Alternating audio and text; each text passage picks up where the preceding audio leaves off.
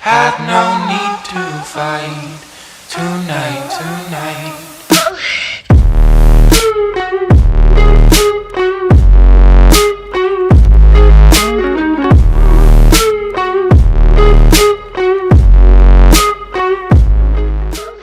Hey, what is going on, guys? Berg97 here, back again with another YouTube video, and today we're back again with the division previews, moving on to the Western Conference and the Central Division. Apologies for not posting this preview and the Pacific preview this past weekend. I kind of wanted to take the weekend off relatively and not really post M&A videos.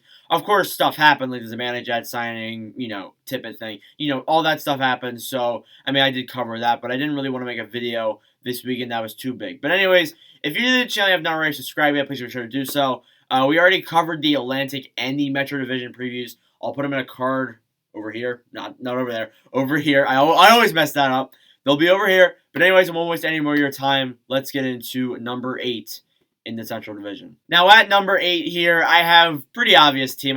No doubt in my mind that they finished this low. I have the Arizona Coyotes finishing 8th. Now, if you know me, I am a Coyotes fan. I've been very vocal about how much I like the rebuild and like how they've been doing this offseason, especially taking advantage of some big moves like the Darcy Kemper thing, where Colorado lost Philip Grubauer and they needed a contending goalie, so they dealt Kemper over to the Colorado Avalanche for a first-round pick in Connor Timmins.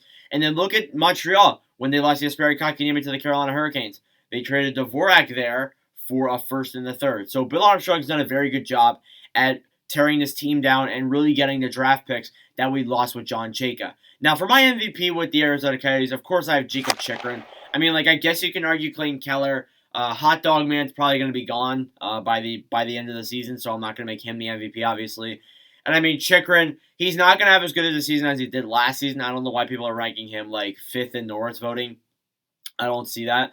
But I feel like he still can be solid. He is a really good defenseman nonetheless.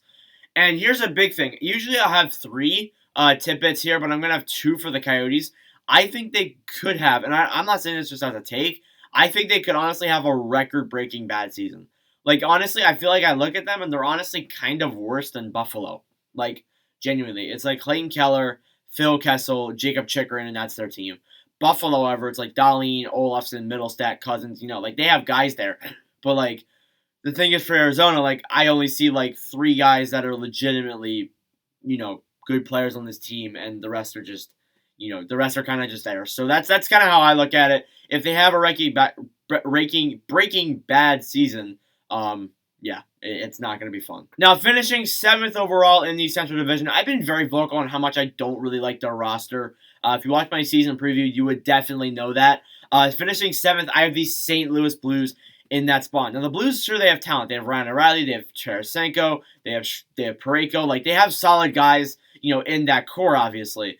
But I'm not too sure with this competitive division that they're really going to get anything going. Honestly, I feel like the teams that are above them are just going to push them out of the playoff spot, right away. Now, for their MVP, I have Ryan O'Reilly. O'Reilly, very solid two-way center, good captain. He can do that very well in that remark. Could even be an underrated dark horse for the Selke. I think he's very good in that area. And here's some other tidbits. I think Tarasenko actually gets traded. I feel like, they try and experiment him a little bit. They see how he does. And then, let's say he does bad, and they're like, no, we need to get him out of here. And they try dealing him away for, maybe a team takes a risk on him at the trade deadline, anything in that remark. And here's another thing. I think Jordan Binnington could very well lose a starter role. I've also been very vocal on how much I do not like Jordan Binnington. So, Binnington, I feel like, is kind of a one-hit wonder. I don't like his contract. I feel like, honestly, if the Blues have a bad season coming up, he could really lose the starter role. Now, moving on to number 6 here in my rankings, we have the Nashville Predators. Now, here is my thing. I don't think the Predators will be bad, but this is when they start blowing it up. This is genuinely when they start trading out the bad contract. They try getting more and more draft picks in that remark. So, for my MVP here, I have Roman Josi. And I think Josi, obviously, very solid Norris caliber defenseman. He hasn't really been there's other defensemen that rose above him. I still think he's a very solid, defender. There's just people that rose above him. And you could argue Jose Saros is their MVP, but I feel like Josi could win it out in that remark.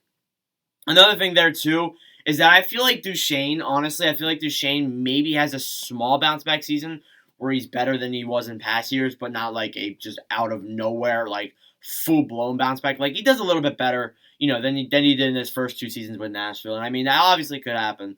So I mean, we'll see where that happens.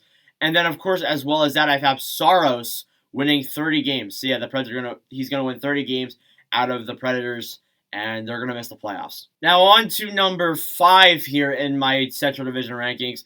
I've been very vocal on how much I did not like their moves this offseason. I did not like their moves. I did not think it was very smart at all the direction they were really going. They're really in this mentality to try and get Kane and Taves one last Stanley Cup. At number 5, missing the playoffs, I have the Chicago Blackhawks. Honestly, I don't see them doing as well as people think they're going to be.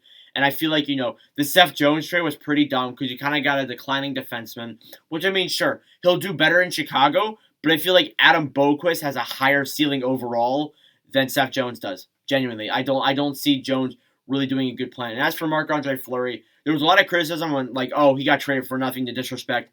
Fleury is old, okay? Fleury is very old, so he's not going to be in the league for very long. So why trade so much for him? He's only going to be in the league for probably maybe another season. Like there's even speculation that he retires after this season. So I'm not even too sure why they're even trying to do that. So as for my MVP here with Chicago, I have Alex DeBrincat. DeBrincat is going to have yet again another 40-goal season. I feel like that can come out of him, honestly. I love DeBrincat in that remarks. I think he's a very solid forward in that way. And I mean, like with Kane and Taves, sure they're there, but I mean Taves is kind of getting into the flow of the game again, and Kane, I mean, like he's not really the remarks where he can score 40 goals genuinely, not in this point in his career. And I mean, I feel like Seth Jones scores 50 points, but I still think he's very disappointing. I feel like he's going to be very bad defensively. The only reason why he gets the points is because he passes them to either DeBrincat or Kane or anyone else in that offense. And I mean, like, that's the only way he gets it. He has, like, almost no goals at all. He just gets the points through assists. And here's the thing. I love Marc-Andre Fleury. Don't get me wrong. People probably think I hate Marc-Andre Fleury after they see this clip. But I feel like the Fleury plan could very well fail. I feel like, Fleury could honestly, like, you look at him.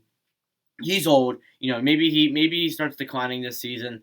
And then he just falls off. Like, he just falls off and he screws the Blackhawks over. And that's why they barely finish out of the playoffs. Now, we move on to the teams who make the playoffs here. Now, if you know my format, obviously, I have one team in the Central Division that makes the playoffs in the wild card, and one team that makes the Pacific Division in the wild card. That's kind of how I'm rolling this. At number 4 here, I have the Minnesota Wild. Now, I feel like the Minnesota Wild are still a very good team. I feel like the teams above them are kind of going to push them out of that spot, and, it's going to cause some not really concern, but I mean, it's going to be like, okay, so, this is not a spot we've been in before. We don't have home ice advantage. This ain't going to be good. Now, for my MVP, obviously, I have Kirill Kaprizov. I mean, who doesn't have Kirill Kaprizov being their MVP? Coming into his second season, kind of needing to avoid that sophomore slump. Honestly, we see a lot of players do that, but I feel like Kaprizov can still be a very solid, probably gets 50, 60 points in his second season. Honestly, he could get 70, 80. If he really rolls. And I feel like with the guys that he has around them, Zuccarello, Rask, Hartman, Fiala, like he's gonna rejuvenate. He already did rejuvenate Victor Rask and Matt Zuccarello's careers, in all honesty. So I feel like he can still be very solid and make players around him better. Now I have Ryan Hartman as well as that. I've been a big fan of Ryan Hartman vocally. I have him scoring 25 goals. I feel like he can honestly get 30, to be honest. I feel like Hartman has that potential to really do that. And I really like him in that area. Like, big fan of him since, like, Chicago, and then he got moved to Nashville, of course, Philly then, too, and then he's now in Minnesota. So I've been very vocal on how much I like him. And then as well as that, I have Kaapo Kähkönen, who I think is actually eligible for the Calder, if I'm not mistaken. There's some weird rules that, like, him, Bunting, and Nedeljkovic, like, both just dodged. I have him winning 30 games, and that could be very impressive. For a young guy like him, like, he kind of rises above Talbot and really wins those games. Although I do think Talbot will probably be the starter, it would be nice to see Kaapo Kähkönen win 30 games. At number 3 here, moving on into the top 3 in the Central Division, I have the Dallas Stars. Now, this is very controversial because I feel like the Dallas Stars are still a very, very, very good team. Genuinely. I feel like the last season was kind of a down year because their schedule was so tough. And, like, I'm not saying that because their schedule was tough, like everyone's schedule was tough. They had so much stuff going on. They had the storms, they had the outbreak at the beginning of the season, and that kind of screwed up the first, I'd say, 30 games for this team. And then they kind of got it together. They kind of started rolling. They just barely missed the playoffs. So I don't really blame them in that remarks. I don't really blame the season overall in Dallas because they kind of did bounce back from it. I feel like next season could be very solid, especially with all their guys being healthy. Now, for my MVP here, I have Rupe Hintz, one of the most underrated forwards in the entire NHL. I can back that up with advanced analytics. Just a very solid playmaker. He can move the puck very well. I feel like he could get 60 to 70 points as a very solid guy there. And then I feel like, as this is a big hot take, because honestly, like, people might not believe me on this, I feel like Tyler Seguin could get 30 goals again. Now, look, he's coming back from a big injury. He played a little bit in the last season, but he just couldn't. Obviously he was injured. So, I mean, like, there's nothing else to say there. So, I feel like he could get 30 goals again if he plays with the right people. It's definitely possible. Like, if he plays with Rupe Hintz and Hintz just throws him the puck all the time, I feel like he very well could get 30 or more goals. And then I feel like Jake Ottinger, like, I know, like, Dallas has Kudobin, they have Bishop, they have Holtby now. Like, I feel like Ottinger still can get the starter role. And I feel like that's one of my biggest hot takes there. Jake Ottinger taking over those four goalies, and getting the starter role. Moving on here to second in the division, I have the Winnipeg Jets. I still think the Jets are a very solid team, obviously. They have the very solid forward core. Their defense was improved, but I feel like it kind of needs a little bit more before I can say, yeah, that defense is kind of solid now. And I mean, the goaltending is the goaltending. So for my MVP here, I have Kyle Connor. I've been very vocal on how much I like Kyle Connor. I think he could honestly score 30 goals, to be honest with you. Now, here's a bigger hot take, and I honestly could put Nikolai Ehlers in the MVP, honestly. I have Ehlers potentially scoring 40 goals. I feel like he honestly could. I feel like Ehlers could honestly hit that remark, and if he does, just saying, I'm the one that said it. I feel like he's still a very solid, underrated player. He can score goals. He can make the right passes. He's kind of all around a really good player for that Jets team. And then I have Connor Hellebuyck winning 40 games again. And I mean, like, he won 42 games in 2017-18, if I'm not mistaken. I know that from an article that I have in my big drawer there. So I feel like Hellebuyck can potentially win that again. Obviously, that it really comes down to the defense. Josh Morrissey, Neil Pionk, Brandon Dillon, Nate Schmidt. Dillon and Schmidt, obviously, the new two arrivals that came this offseason.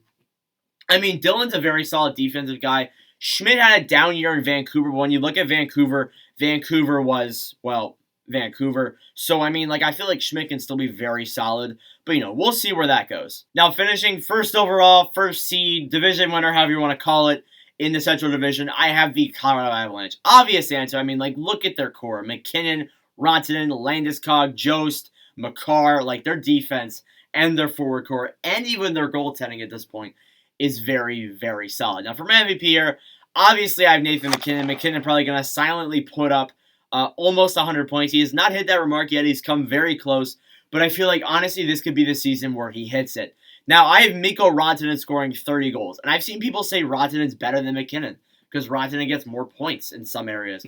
But I feel like that's kind of McKinnon feeding him the puck, honestly, and letting him score the goals. And, of course, he has Landeskog on the other side there as well to give him assists, too. So, obviously, I think Rantanen could score 30 goals. It's definitely possible. And here's another thing. Kemper becomes the Vezina finalist. And now, I'm not riding Kemper's horse here because people have done that before. I've seen people way overrate Kemper. But I feel like Kemper is still a very solid, goalie. And coming from a Coyotes fan, he really carried us through the playoffs against the Nashville Predators in 2020. And honestly, he kind of carried us from a sweep, even though it was a 5-game loss, to this Colorado Avalanche team. So obviously, adding that really one goalie to really solidify this team makes this team dangerous. And I know Grubauer is probably, in some remarks, better than Kemper, but I feel like Kemper, with the right defense behind him, he could really shine in Colorado. So thank you for watching for this video. I really do appreciate it. Tomorrow will be the Pacific Division, and then we'll start getting into some season stuff. So we'll start talking about games. I'll start reviewing a couple games, but not really too much of a big thing. I'll start doing live streams. We might possibly start doing that. So yeah, thank you for watching. For Supposedly, I really do appreciate it, and I will see you guys in the next video.